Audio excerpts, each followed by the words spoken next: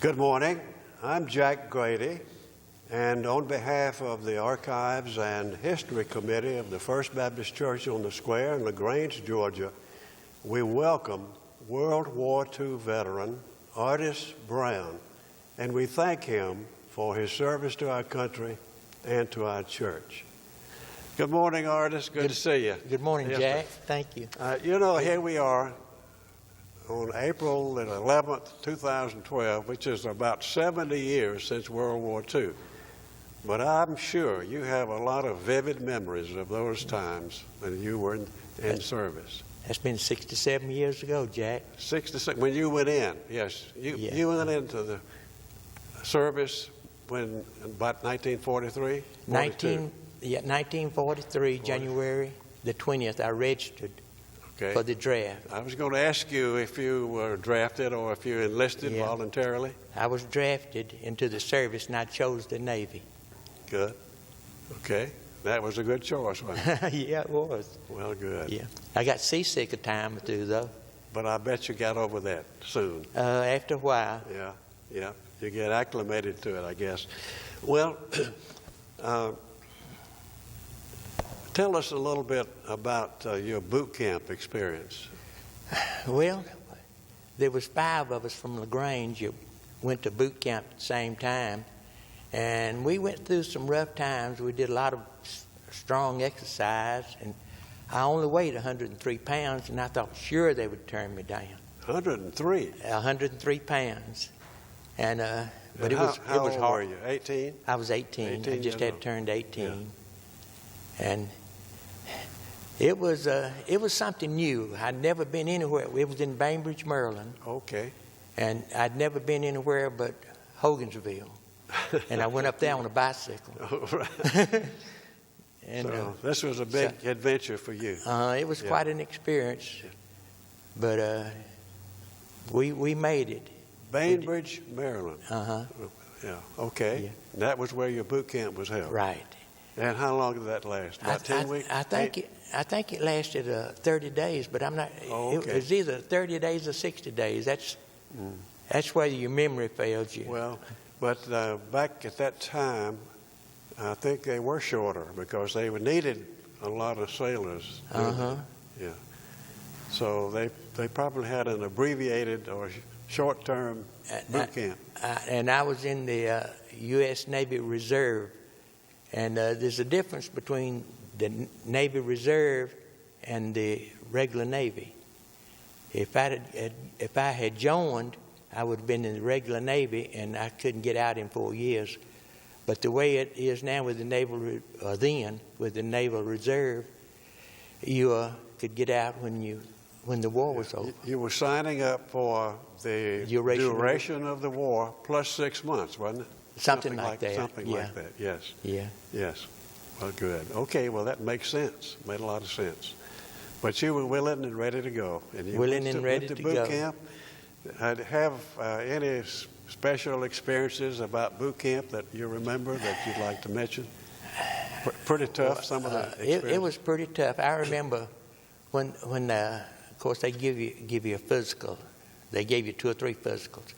But the way they checked your hearing then is they drop a pin in a glass. Your hearing? Yeah. Okay. And, of course, they'd move back farther behind you. They were behind you, or they move up close to you. And I thought that was pretty cool. Yeah. Dropping a pin in the glass to see whether you could hear or not. Yes. And then we went, one thing I remember, we went into a tear gas compartment. And we had to take our masks off and stay in there a certain length of time. Wow. And we had to jump off of a 50-foot tower into water. That was kind of scary to me. Were they trying to determine if you could swim, or I don't know what would have been an easier way to do it, though? I guess they were teaching you how to get off a boat. Probably were. Yeah. Okay. So then. But I weighed 103 pounds when I went to boot camp, and I weighed 112 when I got home. So they knew what they were doing. Yeah, they surely The food did. was good. Food was good, and regular meals. Right. Yeah. Okay, good. That's interesting. Well, let me ask you about where did you go to from there? Did you From go there, I aboard ship? went home on a 7-day leave, and after 7 days, we had trains in. We could ride a train to Atlanta. Or I think we rode the train all the way to Bainbridge, Maryland. But anyway, this time I went to Norfolk, Virginia, and I didn't see any of my buddies that went through boot camp with me. They went out on the West Coast, there I was up there all by myself. And anyway, we made it, and it was. And what were you assigned? What were you assigned to? I was assigned to a new ship that was being commissioned. It was called USS. It was named USS Carroll DE 171, and USS the job. Carroll. Carroll. Okay.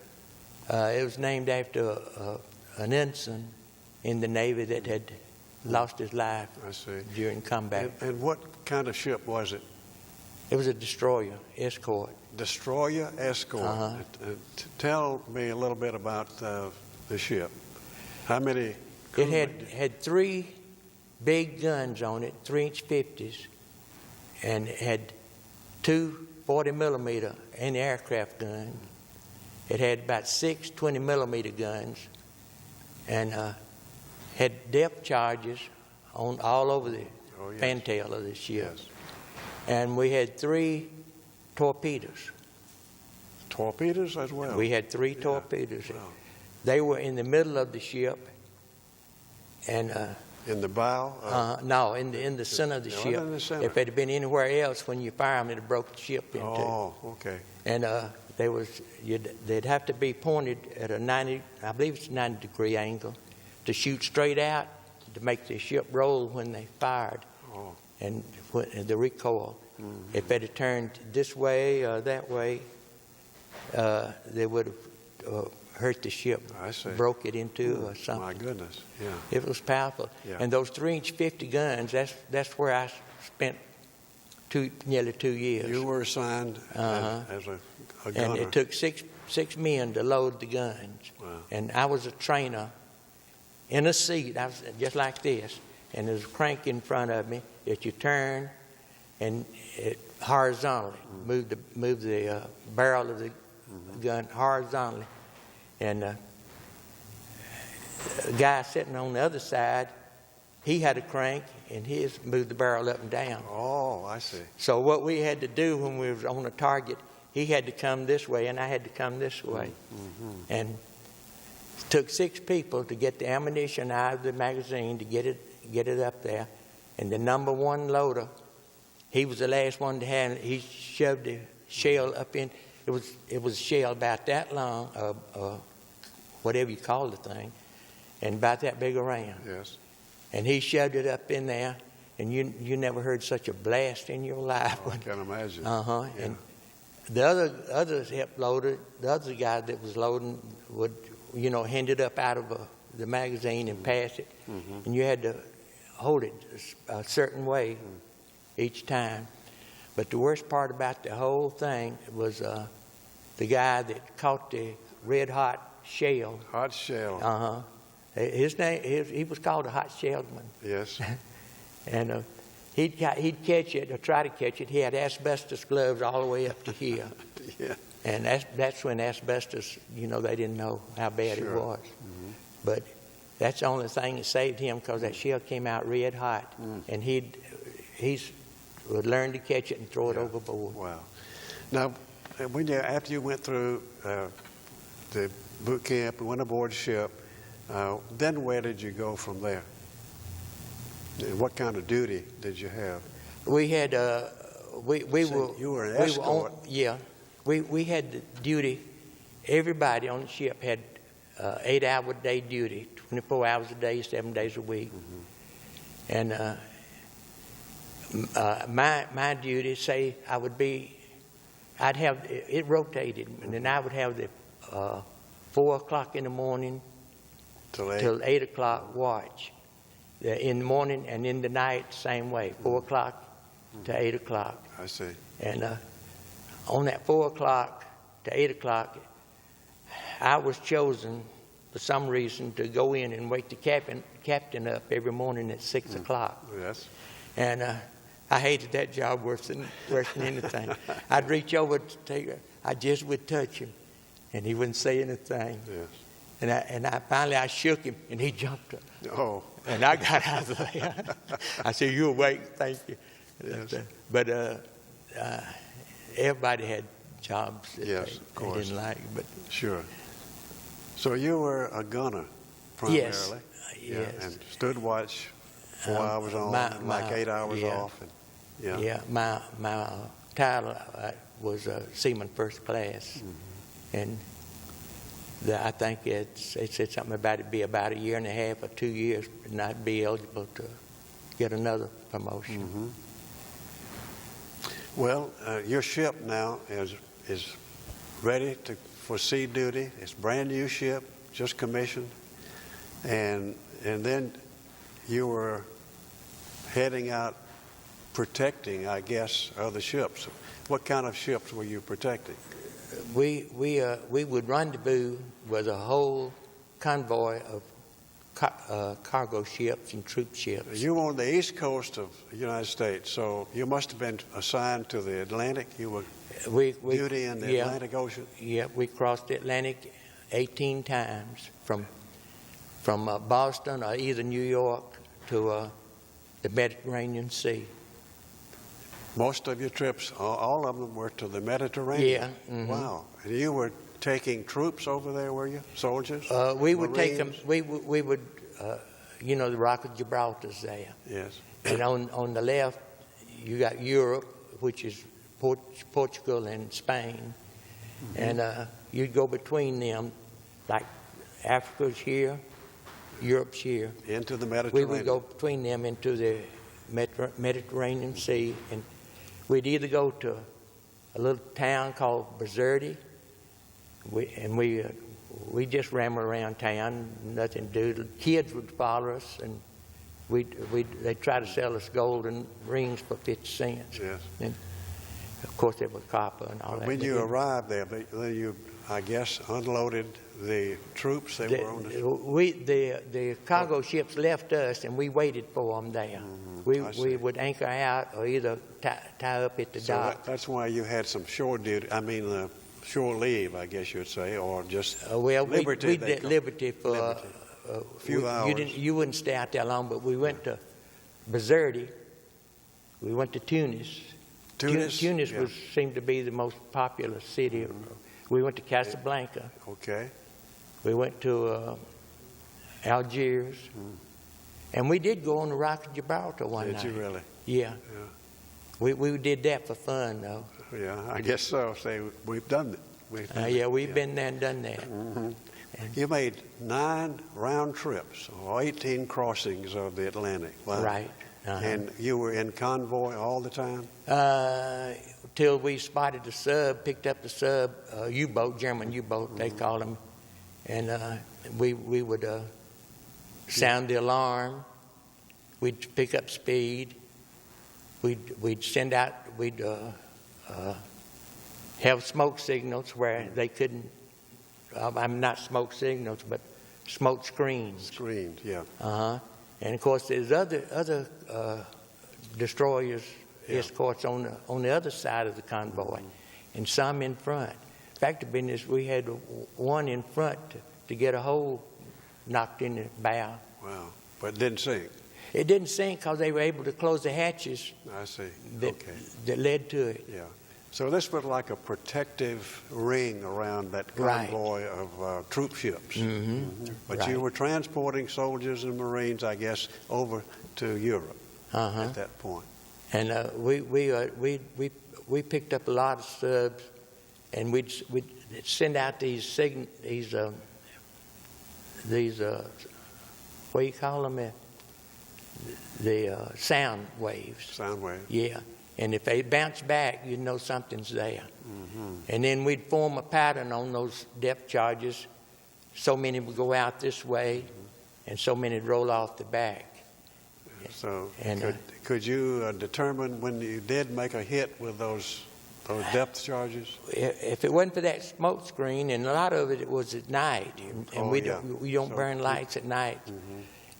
But most of the time we missed something. But some of the other ships on the other side, I noticed when we came in one time that they had painted a couple of submarines on the ship. Yeah. Which means that they got two they sunk somewhere. yeah. But I don't remember us getting one at all. But you had to be on constant alert, didn't you? Right. For submarines and, I guess, aircraft as well. Did you have any German aircraft come at you? Well, just that one time. One time? When we sent up all those guns. Tell us about that. Well, we were called the general quarters. I think that's what they call the ring a bell. And we general quarters, yeah. Everybody was on alert now. Okay. And there's already people on guard, on watch. Yes. And but I wasn't that night. So we went to our guns, and the planes, I don't know where they were. You know, there's a lot that we didn't know that went on. But a lot of aircraft, German planes flying at you. They said we held our fire till they got nearly there, and then we started shooting straight up in the air. And even the cargo ships had guns on them, 20 millimeters. Yes. And they were shooting straight up in the air, and it's just like a big 4th of July fireworks. Wow. In the middle of the night. Yes. And those planes whirled around and got out of there as fast as they could. And we waited there about another hour, and it was all over. All over at that point. But we thought it was something real bad. Yeah. And that could have been devastating. It was about 2 o'clock in the morning. If you hadn't been alert. Right. Because they could have dropped all kind of bombs on you all. Did I tell you it's been that a trip across takes around 30 days? 30 days, no? Yeah. It's 30 days over there and 30 days back. Crossing the Atlantic. Somewhere in that area. Yes. And it's beautiful out there when everything's calm. Yes, I'm sure it is. But going 30 days without seeing civilization. Yes, land. I would say without seeing a pretty woman.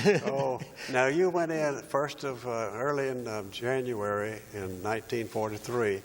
So not VJ Day, but VE, Victory in Europe, occurred in May of 45, I believe. So what happened at that point? Well, we were on a trip when Normandy, you know. Yes. D-Day. D-Day. Yeah. Yeah, that was in December of 44. And, right? well, we were going home from June of 44. we were crossing, going back from a trip. Okay. And we probably had some soldiers on those boats or something. I don't know. Anyway, we left them while we were at Tunis or one of those cities, and they came back, and we rendezvoused with them, and we went through the Strait of Gibraltar on into the Atlantic Ocean.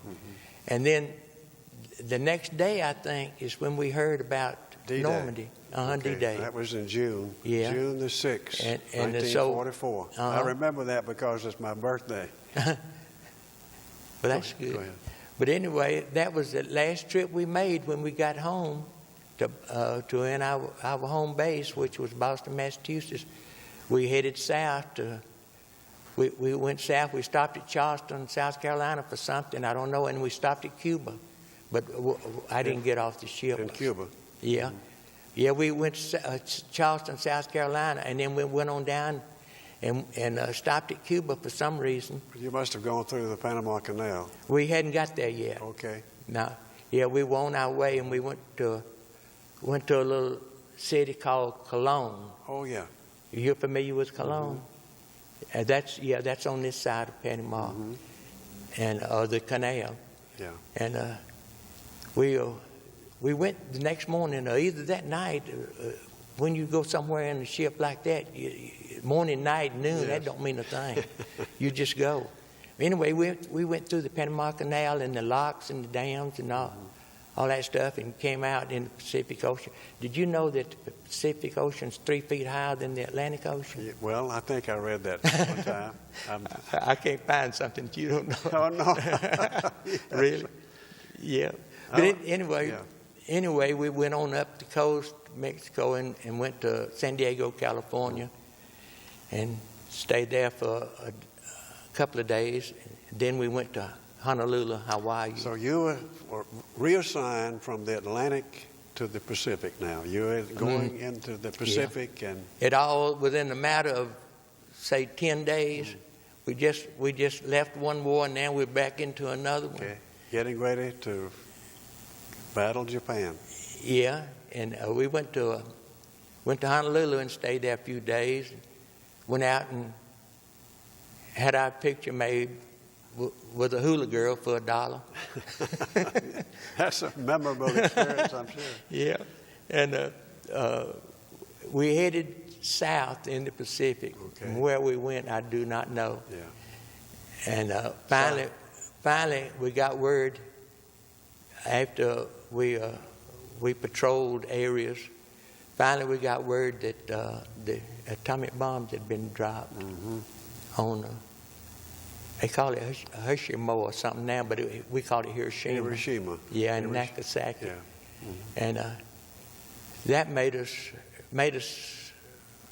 Well, you mix feelings about some things, you know. Sure. Yes. And considering what all that atomic bomb did, but that was I realized we had to do it. Yes. But we went to.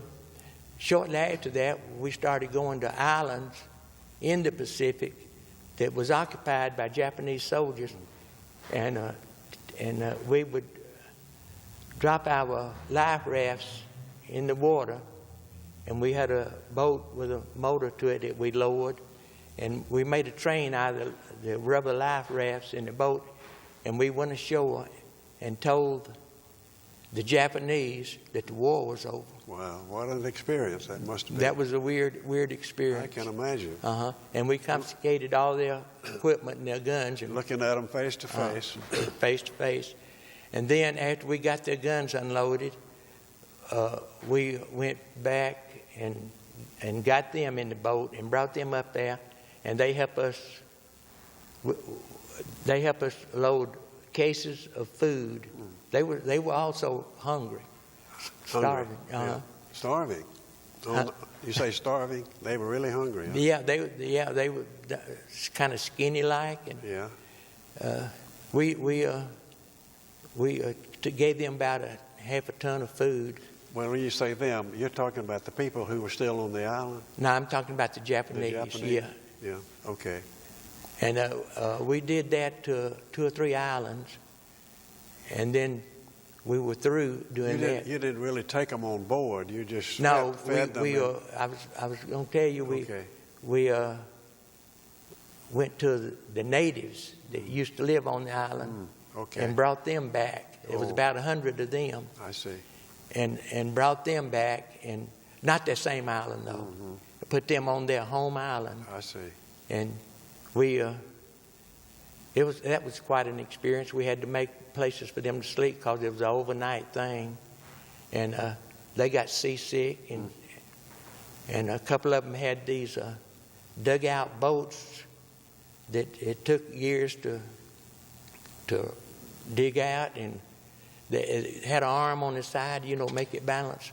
It was very over. Yes. And we lifted their boats out of the water and put them on the fantail of the ship, and fed them, and they got seasick. Moved them to a different location. That was just This was still in the South Pacific. okay. And we took them to their home island, and we stopped and visited, and I went in one of their huts. Oh, that was interesting, I'm sure. And they had a chief that had been to Europe, Asia, somewhere over there, and learned to speak the different languages. Yeah, how about that? And we talked with him a whole lot, and found out a lot of things. Wow, good. That was quite educational. It was. Yeah, that's great. And so I think after that we were getting ready to head back to Honolulu, and get another picture made. Get another picture made. and we went back to San Diego, and we heard band music playing. You know, everybody was excited because the war was over. Yes. And we heard a band playing as we pulled into San Diego. And they had a big sign that says, "Welcome home." And when we got there, it was a band with a loudspeaker on top. Okay. And serving coffee and donuts. Mm-hmm. Welcoming you home. Uh-huh. Well, let me ask you this, Artis, before you get home, when you were out there in the Pacific and doing your duty not only aboard ship but helping these natives and doing something to replace or locate the Japanese soldiers. I'm not sure where they ended up. But anyway, were you aware of the fact that you were probably getting ready to invade Japan? You know, this was before they surrendered. Or were you there after the surrender? No, we didn't know anything about Japan. We just left the Atlantic after traveling and doing what we could in the Atlantic, and we come home, and then they sent us through the Panama Canal on into the South Pacific, and we didn't know anything about. Well, of course, now we have the advantage of hindsight. We can read up on what was going on behind the scenes. And our president and President Truman and the military leaders were really preparing for the invasion of Japan if that was necessary, and they thought that it probably would be. We didn't know that. Yeah. Well, but we're looking back on it now. Let me tell you this, Jack. We would write letters home, and they would write back and say, "We got your letter, but we can't read it. It'd be all edited and chopped up. Yes. They cut words out." And it reached the point to where they would have letters that they wrote that we could say, and we would just take one of their letters and sign it and put it in. Oh, and that is interesting. You say we couldn't write and say, well, I can't tell you where we are, but the grass skirts and the coconuts. You had to craft it in a careful way. And so everything we said was edited. Oh, my goodness. That is interesting. Yeah. But you got back to San Diego, and then where were you discharged? Well, we left San Diego and went back down to the Panama Canal, went to a little town called Balboa. Well, first, before we left San Diego, there was a bunch of us got together and went down to Tijuana. And we had our picture made with a Tijuana girl. Yeah. And a couple of boys, well, more than a couple, 4 of them drank too much and got in jail. Oh, you had to leave them there. Yeah, and so me and another fellow caught a bus and went back to San Diego, and we told everybody aboard the ship. Anyway, the next morning they come dragging in. Oh. But then we went back down we went to Balboa, which is a city on this side, on the Pacific side of the Panama Canal. And we kind of went out there and saw what that was like, and went back and went on through the Panama Canal and come up to Charleston, South Carolina, and that's where I got my discharge. They gave me a Japanese rifle and a bayonet. Really? And a gold pin we called them the ruptured duck, but it was an eagle, gold eagle. Yes. And I could have stayed longer, but the war's over. And you signed on for the duration of the war. And I thank God and I thank Him for letting me do that and serve my country the best I could. Great. And then come back home safe and sound. Sure. Wonderful experience. Looking back on it, it was an educational experience. And I think the USO was the greatest thing that ever came about during World War II. The USO? Yeah. That's interesting. That gave us a place to go to and have fun and be a nice, clean place. Yes. And you made the most of that opportunity when you could. Right.